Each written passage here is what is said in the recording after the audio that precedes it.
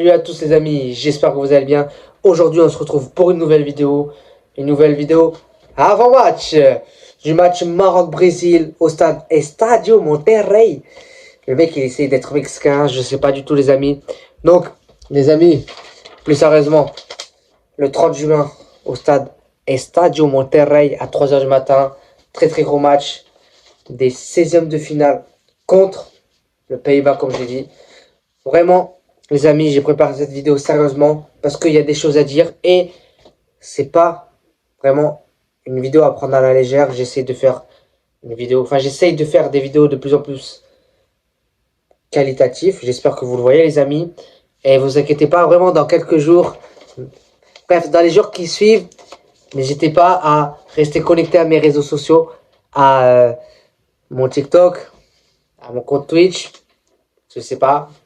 Bref, petit indice à mon compte Insta, voilà, qui se trouve dans la description. Donc les amis, aujourd'hui, je vais vous présenter la structure de cette vidéo. Écoutez bien attentivement. Oups, là déjà vous avez vu un peu une feuille. Donc tout d'abord, avant de présenter la structure, je vais vous montrer un peu. Regardez, petite feuille, hop, petite feuille où il y a les axes principaux de la vidéo. Hop, regardez. Le maillot du Maroc. Voilà, du Maghreb. Ouais, à l'époque. Tissouzali. Punaise. Tissouzali, il nous a fait du bien quand même. Hein. Il me manque quand même. Même c'est pas le plus gros monstre, le mec le plus fort du Maroc, mais il nous a fait du bien et il me manque la hargne qu'il avait. Tout le temps courir. Bref. Et là, comme c'est Pays-Bas-Maroc, je suis obligé d'avoir au moins un maillot pour respecter. En plus, c'est celui-là de Van Nistelrooy, les amis. Comment dire, c'est un jersey, comme diraient les Américains. C'est un jersey un peu vintage, you know. Le mec, il s'adapte à chaque chose. Non, mais vous voyez, c'est un peu un maillot un peu trafiqué, etc. Mais c'est celui-là du Pays-Bas. Van Nistelrooy, quel grand joueur de Manchester United. Bref, les amis, aujourd'hui, on va commencer tout d'abord. Donc, les amis, la structure de la vidéo va commencer comme ça. Donc les amis, maintenant on lance la structure. Donc la structure de cette vidéo, ça va être tout d'abord, on va commencer par l'intro plus les résultats de chaque équipe, donc du Pays-Bas et du Maroc, les points forts de chaque équipe et les points faibles de chaque équipe. Et pour finir, les joueurs clés plus pronostics et conclusion. Ok les amis, donc maintenant on peut poser la feuille. Hop. Je vous ai dit les amis, aujourd'hui c'est vraiment comme un exposé, c'est du sérieux. On essaye de step by step upgrader, you know. Donc les amis, et au passage, juste avant de commencer l'analyse, merci beaucoup. Et vraiment, merci beaucoup pour les commentaires, pour les likes, pour les abonnements. Vraiment, je suis à une semaine de vidéo, vous voyez. Et je suis déjà à plus de 35 abonnés. Et ouais, j'ai commencé à 60 abonnés. C'est vraiment incroyable les amis, on a 95 abonnés. Et franchement, merci beaucoup les amis, ça me touche du fond du cœur. Et surtout, il y a des vidéos qui ont marché, plus de 600 vues, la vidéo Fimbou, plus de 200 vues, la vidéo du Maroc. Non, la vidéo du Maroc, elle a fait plus de 100 vues, pardon. Et la vidéo, non, plus de 200 vues. Et même la vidéo Allemagne, Côte d'Ivoire, presque 300 vues si je me trompe pas. Donc les amis, merci beaucoup pour la force que vous me donnez, le temps que vous me donnez surtout, ça fait vraiment plaisir, j'essaie de m'améliorer tous les jours. Donc aujourd'hui les amis, comme d'hab, si je regarde en dessous, c'est parce que j'ai tout simplement l'ordi. Désolé, j'ai pas comme les youtubeurs, l'ordi devant soi.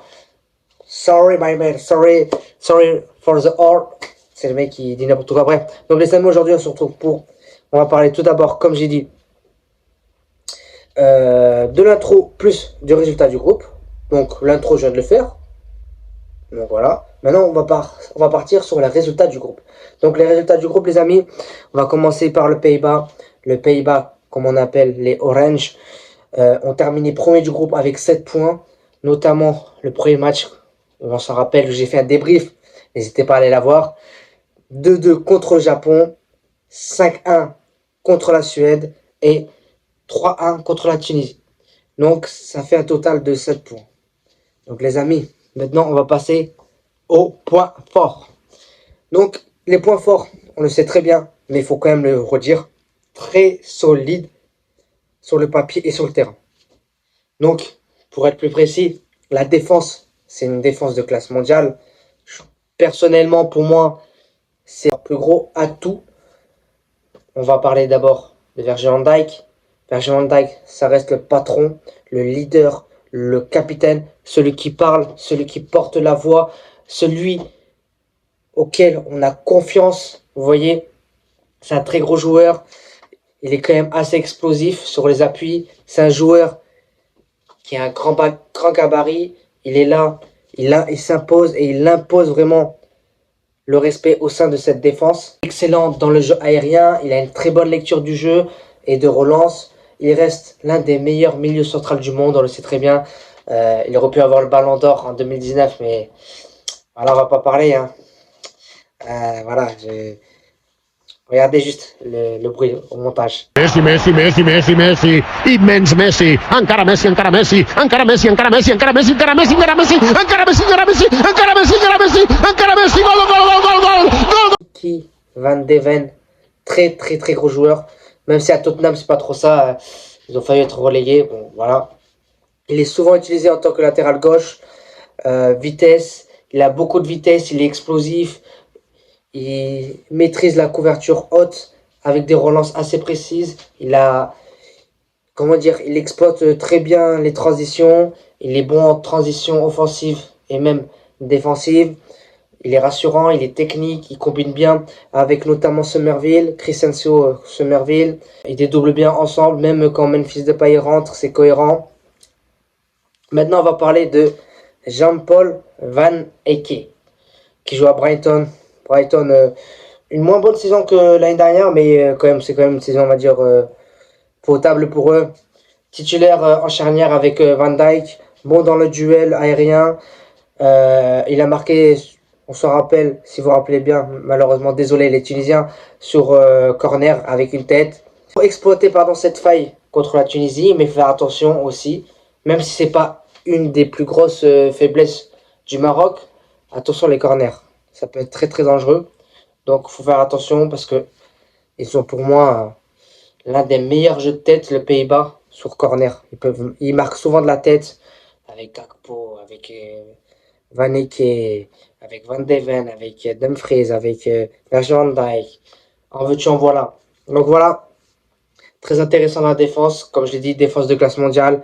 On n'a pas fini. L'un des top 4, pour moi les top 4 des meilleurs latéraux au monde. Denzel Dumfries, qui joue à l'Inter de Milan. Très grosse saison avec l'Inter de Milan. Ils ont gagné le championnat voilà, de la Serie A. Le Scudetto, comme on dit. Il apporte du danger offensivement sur le côté. Il aime bien centrer, il aime bien monter. Il est solide défensivement aussi. Et surtout, il est très technique. Maintenant, les amis, on va passer au milieu de terrain. Vraiment, pour moi, le milieu de terrain, c'est l'un des meilleurs milieux du terrain. Pour moi, il est dans le top 4, même voire top 3, top 2. J'hésite même avec le Maroc. Mais on va quand même garder le Maroc top 2. Mais c'est costaud avec Frenkie de Jong, avec le Barça. Avec le Barça, il a été monstrueux. Même s'il revient de blessure, il a été très très bon. On va dire, on le sait très bien, Frenkie de Jong, c'est le cerveau du milieu du Pays-Bas, des Orange. Il est très bon en orientation de jeu. Il apporte souvent des passes assez précises, notamment pour les attaquants. Il aime bien se projeter aussi vers l'avant. Il aime bien garder le ballon pour analyser, on va dire, tout le terrain pour, comme je vous ai dit, faire des passes précises. Il a une capacité, on va dire, à dropper entre les lignes, c'est-à-dire à casser des lignes pour faire des passes D tout simplement et surtout pour créer des occasions de but. Il dicte un peu le tempo, même si on va dire qu'il n'est pas on va dire, le plus offensif, mais quand même, je vois quand même qu'il essaye d'avoir des atouts offensifs. Donc voilà, Frenkie de Jong, c'est un peu le, à l'époque, bien sûr je le compare pas, mais c'est un peu le Busquets, vous voyez, du Barça Prime. Il analyse tout, il renverse, etc. Après, il y a, oh là là là là là là, dommage que c'est pas un robot, Ryan Gravenberch, joueur de Liverpool, joueur box-to-box, assez moderne. Il est très fort dans la récupération, projection. Il a une énergie vraiment de folie. Très bon dans les deux phases, que ce soit offensivement et défensivement. Il a un cardio monstrueux. Donc non, Gravenberch très très fort. Maintenant, on va parler. Oh là là, ce mec. Pour moi, il est monstrueux, hein. Il est vraiment sous-côté. Tinjani Reinders, joueur de l'AC Milan. C'est un joueur qui monte assez haut, qui apporte du danger, qui est dans la percussion et passe beaucoup vers l'avant. Euh, Vraiment, c'est un joueur assez complet.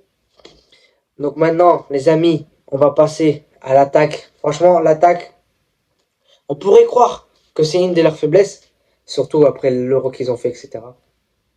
Pas du tout. Pas du tout. C'est au contraire. C'est pour moi l'une des meilleures attaques, hein, avec Cody Gakpo. Même s'il a fait il a fait un mauvais match contre le Japon, il a été inexistant, mais on l'a vu le deuxième match, le troisième match. Enfin, le deuxième match, pardon, même le troisième match, il a été monstrueux. Donc Cody Gakpo, pardon, joueur de Liverpool, c'est un spécialiste des grands tournois, on le sait très bien. Il commence à avoir d'expérience avec les Orange, avec les Pays-Bas. Il est quand même assez bon dans les demi-espaces. Pour ceux qui ne le savent pas, les demi-espaces, c'est l'espace entre la ligne de touche et la ligne du milieu. Donc ce qu'on appelle en fait les demi-espaces. Comme j'ai dit, il est bon dans les demi-espaces. Pour un mec qui fait plus de 1m90, il fait 1m, si je ne me trompe pas, 1m93, 95. Très technique. Il a une bonne finition. A marqué récemment, il a mis un doublé contre la Suède. Il est polyvalent, il peut jouer à gauche, en pointe, rarement à droite, mais je pense qu'il peut jouer à droite. Après, pourquoi? Maintenant, on va parler de Bryan Brobé. Bryan Brobé, franchement, je le découvre, hein. Vraiment, je dis la vérité, je le découvre. Mais je suis assez surpris de lui, joueur de Sunderland. Euh, il est très physique, un pur numéro 9, il garde les ballons. Il aime bien faire des déviations avec son corps, avec sa tête. Très technique, dur sur l'homme. On le sait très bien, il a brillé avec un doublé. C'est grâce à lui le premier but pour le Pays-Bas. Doublé contre la Suède. Malheureusement, la Suède, ils ont pris tarif. Il apporte du duel et de la présence dans la surface. Donc très gros joueur pour Brian Brobey. Maintenant, on va parler de Malen. Même si Malen, on croit que il est un peu plus mauvais avec le Pays-Bas, mais pas du tout. Au contraire, pour moi, il est très bon. Il est en grande forme avant et pendant le tournoi. Beaucoup de buts en Série A. Même là, en Coupe du Monde, même si il n'a pas été très bon. Il est très bon en vitesse, en dribble. Il apporte du danger sur les ailes. Depuis qu'il a remis en tant qu'ailier, il a été très bon, très percutant. Beaucoup de combinaisons. J'ai bien aimé. Et maintenant, Crescencio Somerville. Ce mec, il a 22 ans, les amis. 2004, joueur de West Ham. Oh là là. L'impact qu'il apporte pour l'offensive des Orange, mais c'est monstrueux. Je me rappelle, il a mis un but incroyable contre le Japon. N'hésitez pas à aller voir ma vidéo aussi sur le Japon et les Pays-Bas. Explosif, technique. Donc voilà, joueur très important. Les amis, maintenant on va parler des points faibles quand même. Les points faibles, on va dire que c'est quand même par rapport aux joueurs et surtout, on va dire en termes de créativité, il y a de moins en moins de joueurs créatifs avec Xavi Simon qui est absent, qui s'est blessé avec Tottenham. C'était le créateur, on va dire, des Orange. C'était un magicien avec des passes, il faisait beaucoup de passes décisives, surtout dans le dernier geste. Et on va dire que c'était le mec un peu qui créait les surprises. Franchement, le fait de ne pas avoir Xavi Simon, ça impacte, on va dire, ça va impacter, je pense, surtout à partir des 16e de finale contre le Maroc. Parce que le Maroc, bon, on va en parler juste après, mais je pense que vous m'avez déjà compris. En termes d'avant-centre aussi et de finition, on va dire que Memphis n'est plus au top physiquement. Retour de blessure, il a fait des bons matchs, mais bon, on va dire que Brobey aussi, il n'est pas clinique, hein, il n'est pas clinique, même s'il a marqué des buts. Mais bon, Gakpo, même s'il a été très bon, son côté un peu sombre, c'est qu'il est irrégulier. Même si là, il est sur 2 gros matchs. Donc attention à voir contre le Maroc, parce que c'est des phases à élimination directe, c'est pas aller-retour. Donc voilà, aussi, on l'a vu quand même si c'est une très grosse défense, ils ont un problème de concentration. Parce qu'ils se prennent beaucoup de buts, surtout contre le Japon. Ils gagnent 2-0, ils se font revenir très vite. Ils font 1-1, après ils marquent 2-1, après ils se font revenir même pas 10 minutes après. Donc non, donc faut faire attention aussi en termes de concentration, en termes de lucidité. Ils sont un peu trop dans le laxisme, un peu trop dans le nonchalant des fois le milieu. Donc voilà. Et surtout dans la gestion, je pense aussi que Coman, il aurait pu faire des changements plus tôt. Parce que on voit que Coman, il essaye de faire vraiment une défense, vraiment une tactique très très défensive. Mais bon, ça n'a pas été toujours prolifique. Heureusement que pardon, les Pays-Bas sont dans un groupe assez faible. Aussi, surtout, faire attention parce que Timber et De Ligt sont absents.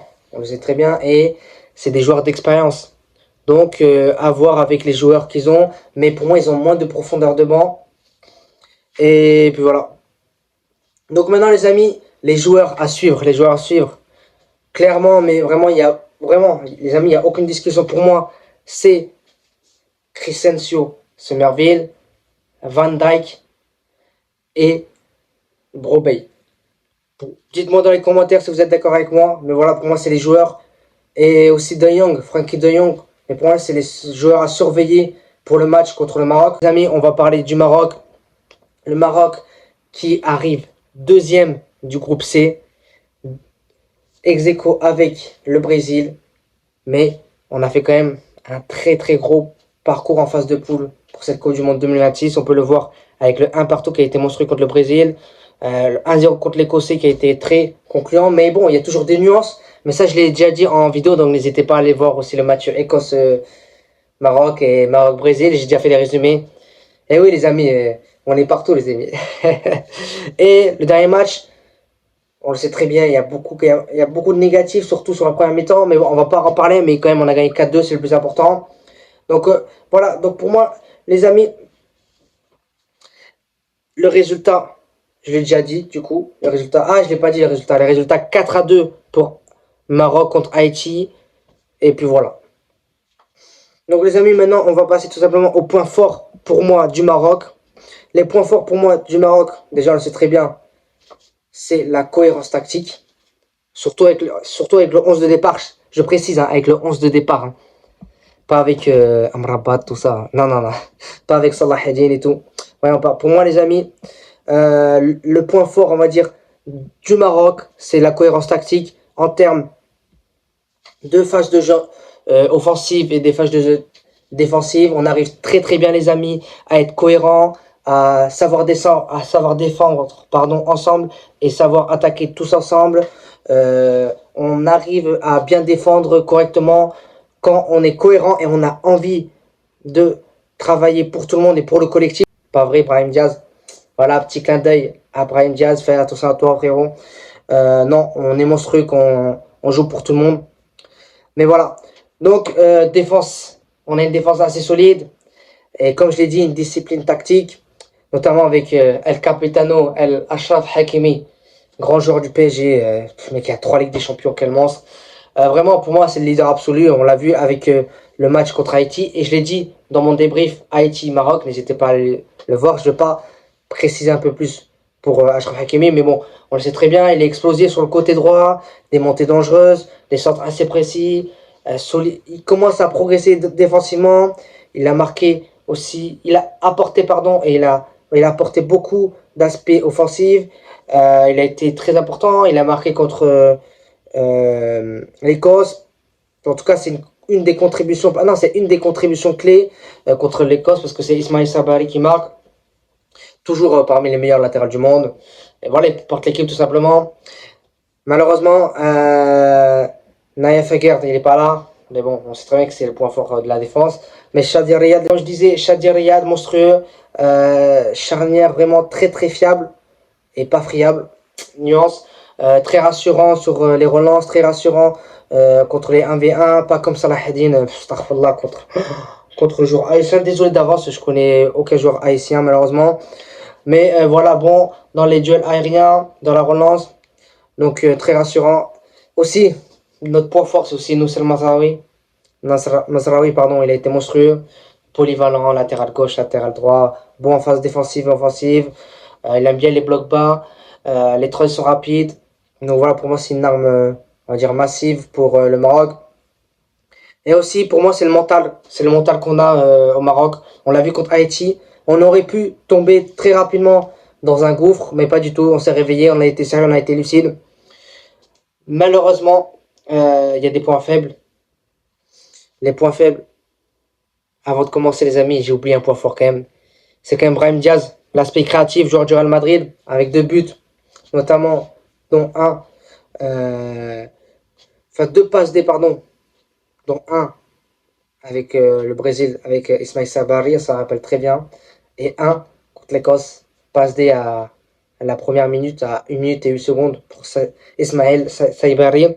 Donc voilà, euh, il a une bonne vision, il est bon dans la percussion, il apporte en termes de créativité, ce qui manquait avant, on va dire, avec le joueur du Maroc. Maintenant, Ismaël Saibari, oh là là là là. Ismaël Saibari, les amis, la fameuse célébration en mode armée. 2 buts dans le groupe, maintenant 3, les amis. Je l'ai déjà dit, mais c'est le recordman du Maroc. Voilà, c'est le seul joueur à avoir marqué 3 buts en 3 phases du Coupe du Monde pour le Maroc. Très très bon, il défend, euh, il est énergétique, c'est-à-dire qu'en fait, il l'a jamais vraiment. Tout le monde critique son corps, ouais, vous avez compris, je ne vais pas préciser, mais tout le monde le dit, mais non, au contraire, il est monstrueux, très clinique, très précis, très technique, il arrive bien à combiner avec Brahim Diaz, même avec tout le monde, donc franchement, moi j'aime bien. Et Ayoub Bouadji et El Ainaoui, Nail El Ainaoui, les amis, monstrueux, jeune talent qui apporte de la fraîcheur, du pressing, de la technique. Euh, Franchement, le milieu, on a vraiment un milieu dynamique et assez profond en termes de technicité et en termes aussi de stratégie. Donc, je suis assez content. Bouadji monstrueux, il n'y a rien à dire. Lainaoui, pareil. Maintenant, on va parler quand même. Sofiane Rahimi, je l'ai beaucoup critiqué, mais Rahimi, le but contre Haïti, il a été très important et j'ai envie de le mettre dans les points forts. Parce qu'en fait, Rahimi, il a raison de le mettre à la place de Ayoub El Kaabi, les amis. Parce que Ayoub El Kaabi, et je vous assure, les amis, dans les lives TikTok, n'hésitez pas à aller voir mon compte TikTok, Nairon.foot. Non, Harbi du Sud, parce que sur Nairon.foot, vous pouvez vous abonner aussi, mais il faut que j'ai 50 abonnés. Donc si j'ai 50 abonnés, le prochain live sera sur mon compte Nairon.foot. Mais voilà, n'hésitez pas à aller voir.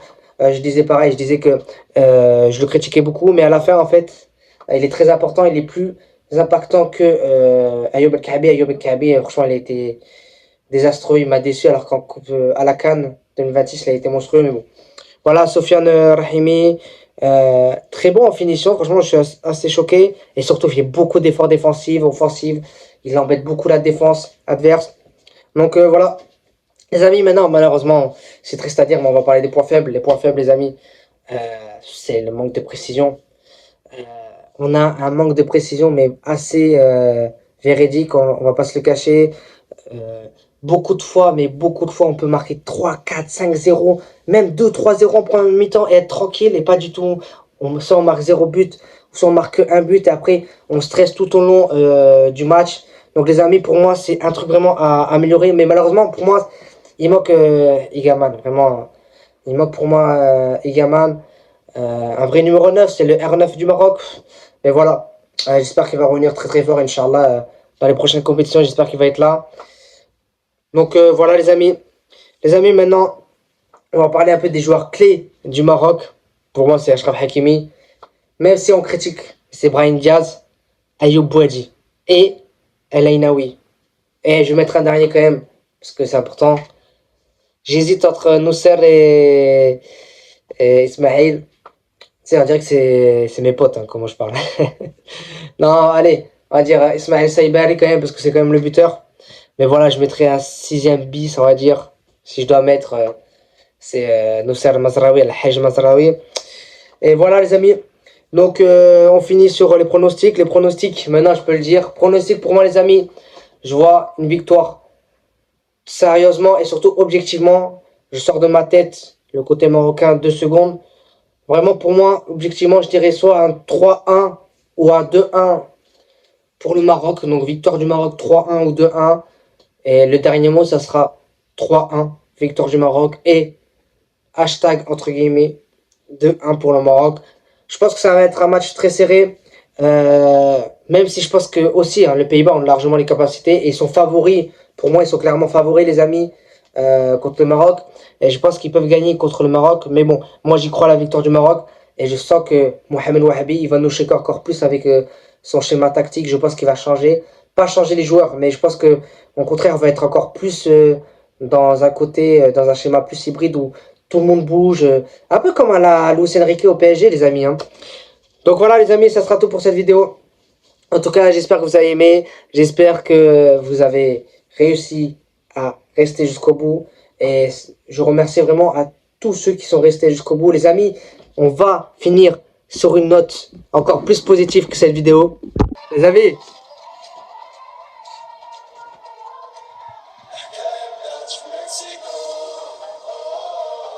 amis, on finit sur ça, ok? On se retrouve pour une nouvelle vidéo demain. À plus les amis.